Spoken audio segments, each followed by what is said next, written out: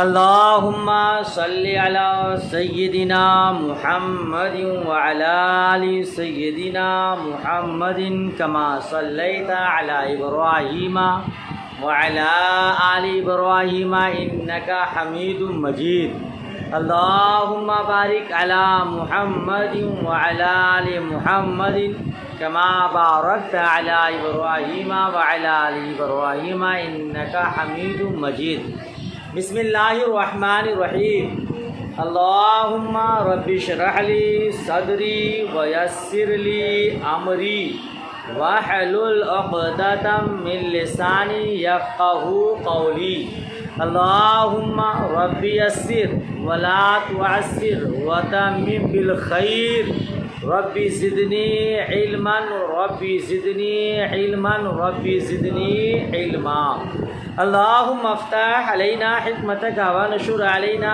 رحمتک یا ذا الجلال والاکرام بسم اللہ الرحمن الرحیم الحمد للہ رب العالمین والصلاة والسلام علی سیدنا محمد خاتم النبیین وعلی آلہ الطاہرین وصحابتہ اجمعین۔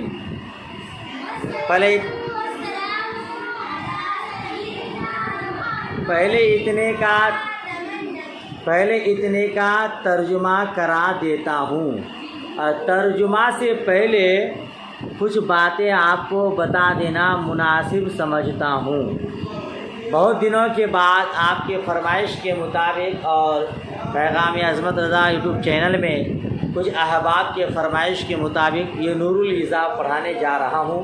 اللہ کریم کی بارگاہ میں دعا ہے مولا کریم مجھ گنہگار کو صحیح پڑھانے کی، آپ کو صحیح پڑھنے کی توفیق رفیق عطا فرمائے، آمین ثم آمین۔ یاد رکھیے اس کتاب کا نام کیا ہے؟ نور العزا ہے نا۔ یہ کس فن میں ہے؟ فن فقہ میں ہے۔ یہ کتاب علم فقہ میں ہے، فن فقہ میں ہے۔ تو آپ کو سب سے پہلے فقہ کی تعریف، موضوع، غرض و غایت جاننا ضروری ہے۔ تو آئیے پہلے فقہ کی تعریف یاد کریے، اس کا موضوع سماعت کریے، اس کی غرض و غایت جانیے، پھر اس کے بعد انشاءاللہ تبارک و تعالی صاحب نور العزا کی کچھ سوانح حیات مختصراً بتاؤں گا، پھر فقہ کی عظمت پر تھوڑی دیر گفتگو کرنے کی کوشش کروں گا انشاءاللہ تبارک و تعالی۔ فقہ کس کو کہتے ہیں؟ فقہ کا لغوی معنی ہے جاننا سمجھنا۔ فقہ کا ٹھیک ہے، یہ فقہ کا یعنی لغات آپ اٹھائیں گے تو فقہ کا معنی ملے گا آپ کو کسی شے کا جاننا اور سمجھنا۔ اور فقہ کا اصطلاحی معنی کیا ہے؟ یاد رکھیے گا، علم فقہ وہ علم ہے، علم فقہ جس میں احکام شرعیہ، فرعیہ، عملیہ کی بحث ہو۔ علم فقہ وہ علم ہے جس میں احکام شرعیہ، فرعیہ، عملیہ کی اس حیثیت سے کہ وہ ادلہ تفصیلیہ سے نکالے گئے ہو، اس حیثیت سے کہ وہ ادلہ تفصیلیہ سے نکالے گئے ہو، یہ ہے فقہ کا معنی۔ ٹھیک ہے، یاد کر لیں گے انشاءاللہ۔ اور علم فقہ کا موضوع ہے فعل مکلف۔ علم فقہ کا موضوع اس حیثیت سے کہ وہ مکلف ہے، اس حیثیت سے کہ وہ مکلف ہے۔ کیا مطلب؟ یعنی عاقل بالغ ہے. عاقل مکلف کے فعل پر کا مطلب یعنی حلال، حرام، واجب، مستحب وغیرہ جو عارض ہوتے ہیں. ٹھیک ہے نا؟ ٹھیک ہے نا بھائی؟ اسی وجہ سے فقہ میں انہی امور سے بحث کی جاتی ہے اور یہی فقہ کا موضوع ہے. اس فقہ کے موضوع پر جو کتاب ہے نور الیضاء، اس میں کیا چیز سے بحث ہوگی؟ کون سی چیز حلال ہے، کون سی چیز حرام ہے، کون سی چیز فرض ہے، کیا واجب ہے، کیا مستحب ہے، کیا سنت ہے. انہی چیزوں سے بحث ہوتی ہے. اسی لیے علم فقہ کا موضوع فعل مکلف ہے، عاقل اور بالغ کا کام. غرض کیا ہے؟ سعادت دارین. علم فقہ کی غرض و غایت کیا ہے؟ سعادت دارین حاصل کرنا، یعنی دونوں جہاں کی نیک بختی حاصل کرنا. اللہ کے حقوق کو ادا کیجئے، بندوں کے حقوق کو ادا کیجئے تو آپ دونوں جہاں کی نیک بختی کو حاصل کر لیں گے. یہ کہاں سے حاصل ہوگا؟ علم فقہ کے ذریعے. کس کے ذریعے؟ یعنی اسی علم فقہ کے ذریعے آپ حقوق اللہ کو پہچانیں گے، حقوق العباد کو پہچانیں گے، پھر اس پر آپ عمل کریں گے تو آپ دارین کی سعادتوں سے سرفراز ہو جائیں گے، مالا مال ہو جائیں گے انشاءاللہ. فقہ کا معنی، تعریف، موضوع، غرض و غایت، اس کو آپ یاد کر لیں گے انشاءاللہ. علم فقہ پڑھ کے آپ کو ملے گا کیا؟ اس فقہ کے کتاب کو پڑھ کے آپ کو حاصل کیا ہوگا؟ یاد رکھیے گا، تمام علوم میں قرآن و حدیث کا علم سب سے اشرف ہے، سب سے اعلیٰ ہے، افضل ہے نا؟ قرآن مجید کو پڑھنا، احادیث مبارکہ کو پڑھنا، یہ علم حاصل کرنا سب سے افضل ہے، سب سے اشرف ہے. لیکن قرآن و حدیث کے علم کا مقصد کیا ہے؟ قرآن پڑھ کے، احادیث پڑھ کے آپ کریں گے کیا؟ اس کو پڑھنے کا مقصد ہوتا ہے اس پر عمل کر کے اللہ اور اس کے رسول کی رضامندی اور خوشنودی حاصل کرنا. یہ قرآن مجید اور احادیث مبارکہ پڑھنے کا مقصد ہوتا ہے تاکہ بندہ اس پر عمل کر کے پروردگار عالم کی بارگاہ کا مقبول ہو جائے، اللہ کی رضامندی اور خوشنودی حاصل ہو جائے، رسول پاک ہم سے راضی ہو جائے. یہی مقصد ہوتا ہے. اور یاد رکھیے گا، یہ رب کی رضا یا رسول پاک کی خوشنودی کب حاصل ہوگی؟ جب آپ فرائض، واجبات، مستحبات کا عمل کریں گے، حرام سے اجتناب کریں گے، ناجائز کاموں سے بچیں گے، تب جا کے اللہ اور اس کے رسول ہم سے، آپ سے راضی ہو جائیں گے، ہے نا؟ یہ رب کی رضا، رسول پاک کی خوشنودی انہی چیزوں کو حاصل کرنے سے، انہی چیزوں پر عمل کرنے سے ملے گی. اور کیا حرام ہے، کیا حلال ہے، کون سا کام مستحب ہے، کون سا کام سنت ہے، کون سا کام کرنا مکروہ ہے، کون سا کام کرنا مستحب ہے، یہ ساری باتیں آپ کو کہاں سے ملیں گی؟ علم فقہ سے. کہاں سے ملیں گی؟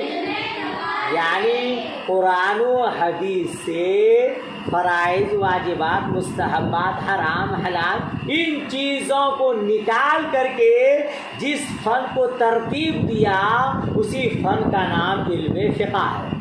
اسی کا نام یعنی علم فقہ حاصل کر کے آپ رب کی رضامندی، خوشنودی حاصل کر سکتے. اچھا، جو فقہ کا علم رکھتا ہے اس کو فقیہ کہا جاتا ہے. کیا کہا جاتا ہے؟ فقیہ کا معنی ہوتا ہے فقہ حاصل کرنے والا.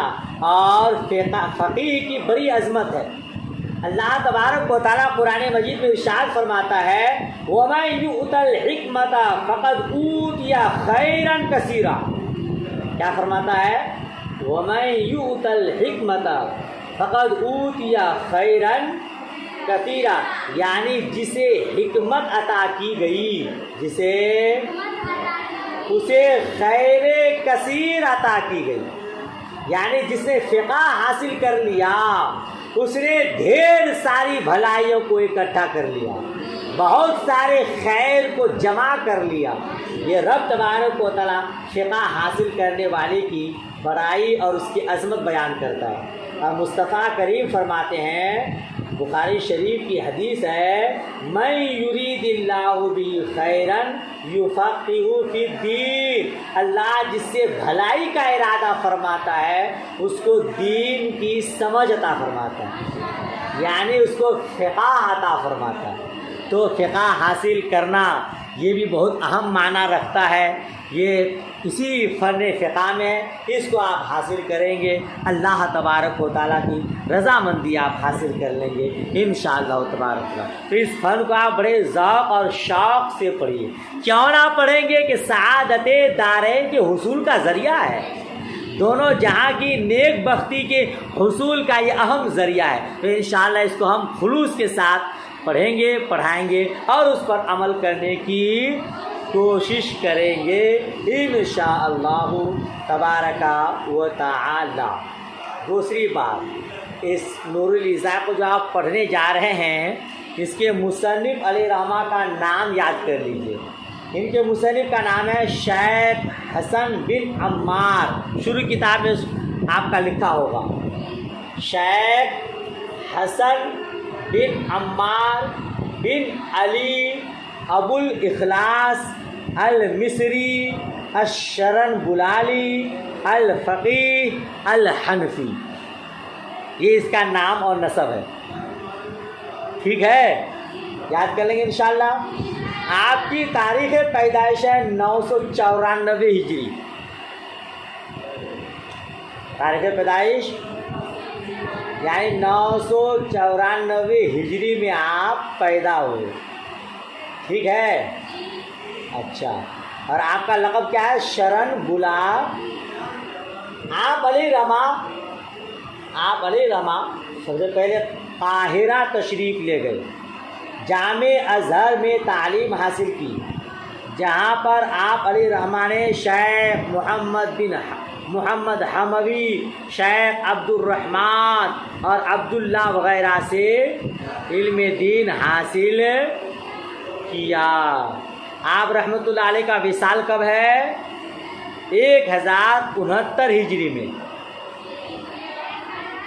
994 ہجری میں پیدا ہوئے اور آپ کا وصال شریف کب ہوا؟ 1069 ہجری میں۔ کہاں ہوا؟ قاہرہ میں۔ اس وقت آپ کی عمر شریف 57 سال تھی۔ کتنی تھی؟ یعنی 57 سال کی عمر پا کر آپ اللہ تبارک و تعالیٰ کو پیارے ہو گئے، ٹھیک ہے۔ یہ باتیں اگر یاد کر لیا تو آئیے خطبہ کا ترجمہ پڑھیے، پھر آگے پڑھاتا ہوں انشاءاللہ۔ بسم اللہ الرحمن الرحیم، اللہ کے نام سے شروع جو بڑا مہربان نہایت رحم والا۔ بولیے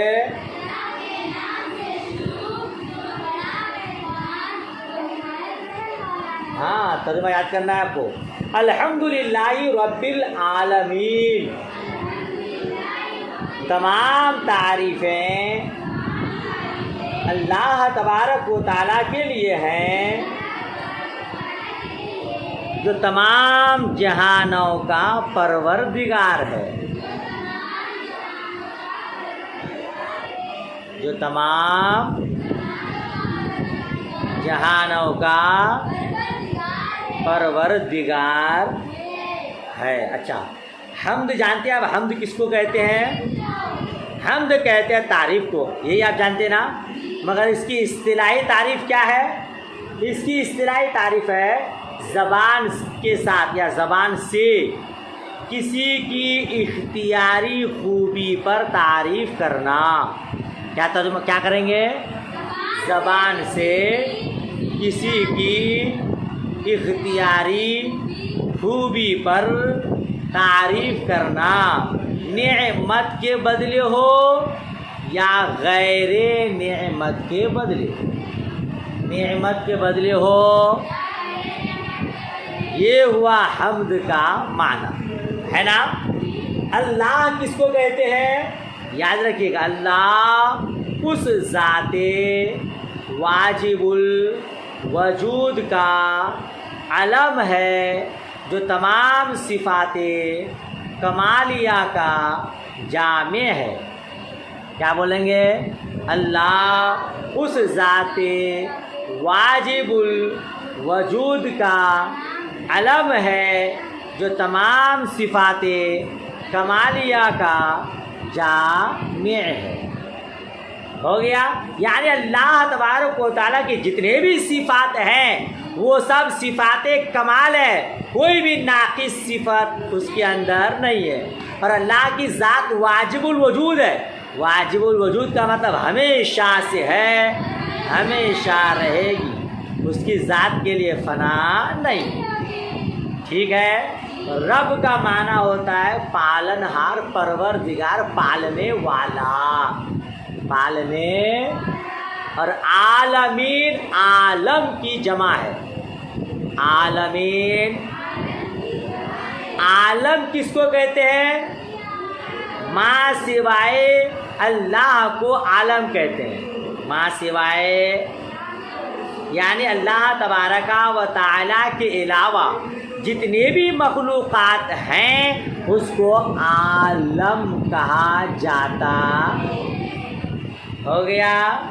اچھا، اب ایک سوال ہوتا ہے کہ جب عالم اللہ کے علاوہ تمام چیزوں کو کہتے ہیں تو پھر عالمین جمع لانے کی ضرورت کیا ہے؟ اعتراض سمجھ میں آیا؟ عالم اللہ کے علاوہ سب چیز کو کہتے ہیں، تمام مخلوقات کو، تو اب جمع اس وقت لایا جاتا ہے جب بہتوں کو شامل کرنا ہو۔ یہاں عالم تو اللہ کے علاوہ تمام مخلوقات کو کہتے ہیں، تو عالم جو مفرد ہے وہ سب کو شامل ہے، تو پھر جمع لانے کی ضرورت کیا؟ کوئی آپ سے یہ اعتراض کرے گا تو آپ کا جواب کیا ہوگا؟ آپ جواب دیں گے کہ عالم کی چونکہ مختلف قسمیں ہیں۔ کتنی قسمیں ہیں؟ مختلف قسمیں ہیں۔ آپ جانتے ہیں 18,000 مخلوقات ہیں۔ کتنے؟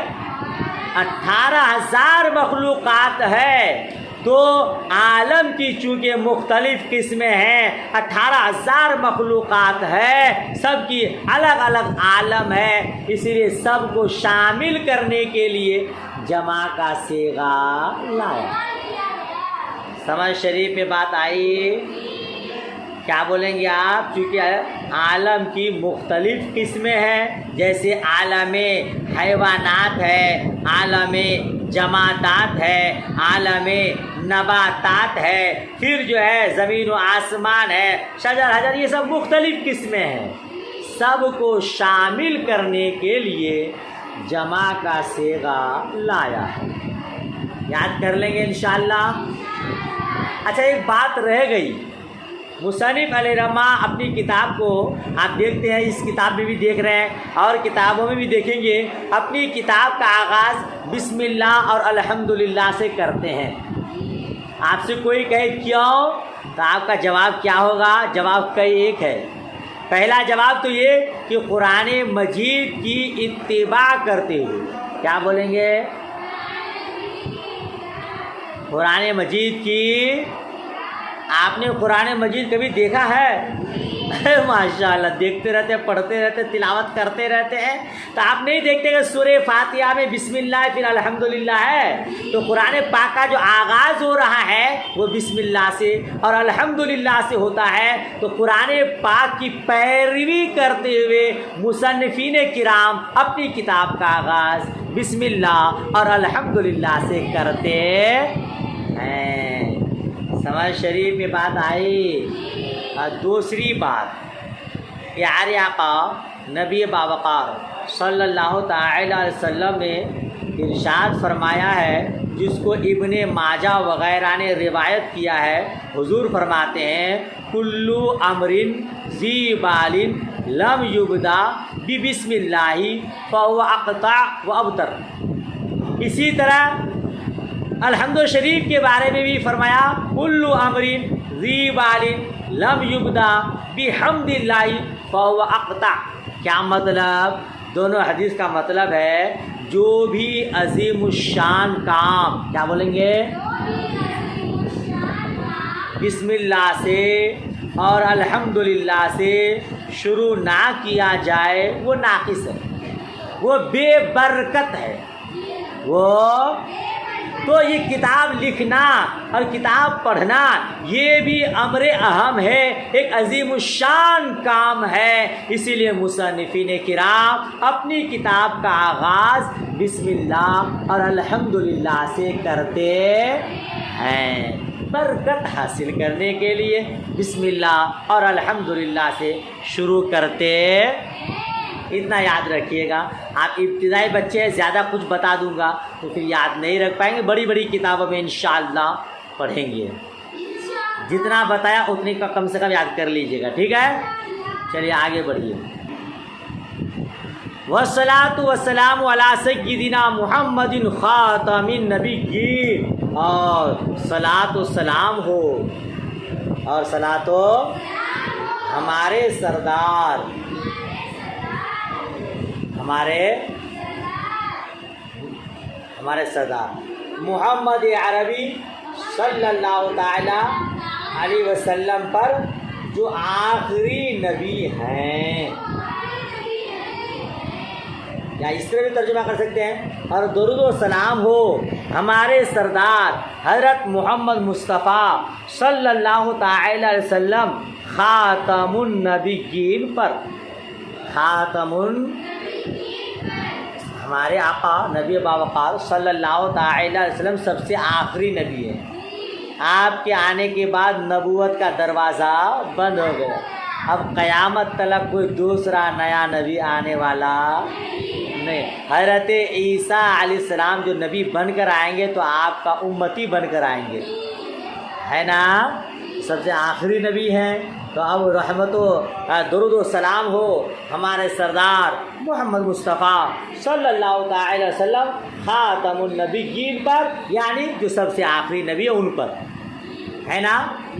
اللہ تبارک و تعالیٰ نے قرآن مجید میں فرمایا ما کان محمد ابا احد، کیا لکھا ہے بولیے؟ ارے نہیں پڑھتے آپ کو اس میں فاتحہ خانی میں؟ ہاں وہی کہ مطلب آپ کے بعد نبی آنے والا آپ سب سے آخری نبی ہیں۔ وعلی آلہ الطاہرین وصحابتہ اجمعین، کیا ترجمہ کریں گے؟ اور آپ صلی اللہ تعالی علیہ وسلم کے آل پر اور تمام صحابہ کرام پر، بولیے آپ کے تمام آل پر۔ اچھا وعلی آلہ الطاہرین ہے نا، صفت کا صیغہ بھی ہے، تو آپ ترجمہ کریں گے اور آپ صلی اللہ تعالی وسلم کے مقدس آل اور تمام صحابہ کرام پر، حضور کے جتنے بھی اولاد ہیں ان سب پر بھی، آپ کے جتنے صحابہ کرام ہیں ان پر بھی۔ صحابی کی تعریف آپ کو معلوم ہے، وہ خوش نصیب مسلمان جنہوں نے ایمان کی حالت میں مصطفیٰ کریم صلی اللہ تعالی علیہ وسلم کی ملاقات کی اور اسی ایمان پر خاتمہ ہوا، اس کو کہتے ہیں صحابی۔ صحابی کے فضائل بہت سارے ہیں، آپ پڑھتے رہتے ہیں۔ صحابی کا مقام خالی اتنا ہی سمجھ جائیے آپ، کتنا بڑا غوث و قطب ابدال ہو، کسی صحابی کے پیر کے دھول کے برابر نہیں ہو سکتے، بڑا مقام مرتبہ ہے، ٹھیک ہے؟ اچھا آگے دیکھیے، قال العبد الفقیر الی مولاہ الغنی ابو الاخلاص حسن الوفاء شرن گلال الحنفی۔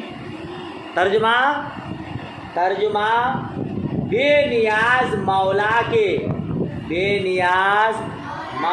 کے محتاج بندے ابو الاخلاص حسن الوفائی الشرن گلالی حنفی کہتا ہے. ٹھیک ہے, کیا کہتا ہے؟ کہتے ہیں کہ التمسا, کیا لکھا ہے؟ انہو التمسا منی بعض الاخلاء, کہ میرے بعض دوستوں نے مجھ سے التماس کیا. میرے بعض دوستوں نے گزارش کی. پھر بیچ میں جملہ معترضہ کے طور پر لکھتے ہیں عاملنا اللہ وإیاہم باللطف الخفی. اللہ تعالی خاص طور پر اللہ تعالی ہمیں اور خاص طور پر ان دوستوں کو اپنے خاص لطف سے نوازے. اللہ تعالی ہمیں اور خاص طور پر ان دوستوں کو اپنے خاص لطف سے جنہوں نے گزارش کی, میرے دوستوں نے گزارش کی نا, تو اب وہ اپنے آپ کے لیے دعا مانگ رہے ہیں, اور جن لوگوں نے گزارش کی ان لوگوں کے لیے دعا کر رہے ہیں کہ اللہ تبارک و تعالی ہم سب کو اپنے لطف خاص سے نوازے, ہے نا. چلیے ہم لوگ بھی دعا کر لیتے ہیں, اللہ تبارک و تعالی مجھ گنہگار کو, آپ کو, اور پیغام عظمت رضا میں جو لوگ بھی پڑھ رہے ہیں, طالبات علوم نبویہ یا طلباء کرام, سب کو پروردگار دونوں جہاں کی سعادتوں سے نوازے, آمین. اچھا, کیا گزارش کی؟ ان اعمال مقدمتاً فی العبادات تقرب علی المبتدی. کیا کرتے گزارش کی کیا گزارش کی کہ میں عبادات کا ایک مقدمہ لکھوں,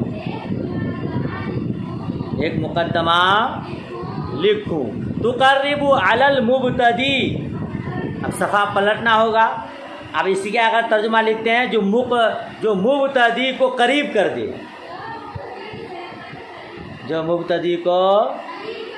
یا صفحہ پلٹیے اور اس عبارات کے ساتھ اس کا ترجمہ لکھتے ہیں. آگے صفحہ میں ما تشتت من المسائل من المطولات, ہے نا.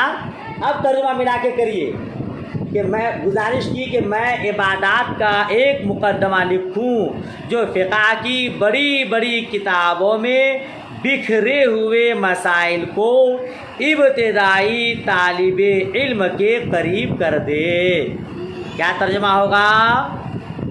پورے کا ترجمہ ہوگا میرے بعض دوستوں نے مجھ سے گزارش کی کہ میں عبادات کا ایک مقدمہ لکھوں جو فقہ کی بڑی بڑی کتابوں میں بکھرے ہوئے مسائل کو ابتدائی طالب علم کے قریب کر دے. ٹھیک ہے. فامتنعت باللہ تعالی, کیا لکھا ہے؟ فاستنعت باللہ تعالی وأجبته طالبا للثواب ولا اذکر الا ما جزم بصحت اہل الترجیح من غیر اتناب. کیا ترجمہ ہوگا؟ ترجمہ ہے کہ تو میں نے اللہ تعالی سے مدد چاہتے ہوئے حصول ثواب کے لیے ان کے مطالبہ کو قبول کیا. میں نے بغیر کسی طوالت کے اس میں صرف وہی مسائل ذکر کیے ہیں جن پر اہل ترجیح نے جزم کیا ہے. جس میں اہل ترجیح بول رہا تھا وہ ہاں ہے, اہل ترجیح نے جزم کیا ہے یعنی یقین کیا ہے. وَسَمَّيْتُهُ نُورَ الْإِزَاءِ وَنِجَاةَ الْأَرْوَاحِ, اور میں نے اس کتاب کا نام رکھا نور الازاء اور نجات الارواح. ٹھیک ہے. واللہ اسأل ان ينفع به عبادہ ویدیم به الافادہ، میں اللہ سے دعا کرتا ہوں کہ اس کتاب کے ذریعے اپنے بندوں کو نفع دے اور اس کے ذریعے دائمی فائدہ دے۔ آمین آمین ثم آمین۔ کہ جو لوگ بھی اس کو حاصل کر رہے ہیں اللہ تبارک و تعالی اس کو اس سے نفع دے اور دائمی فائدہ دے، ہمیشہ ہمیشہ کے لیے فائدہ دے۔ تو گویا صاحب نور الایضاح نے جو نور الایضاح لکھا ہے ان کے بعض دوست احباب کی گزارش پر لکھا ہے، اور میں آپ کی گزارش پر پیغام عظمت رضا میں اس کو پڑھانے جا رہا ہوں۔ اللہ تبارک و تعالیٰ قبول فرمائے اور اس کے طالبین کو طالبات کو دین و دنیا کی کامیابیاں و کامرانی عطا فرمائے۔ آمین ثم آمین۔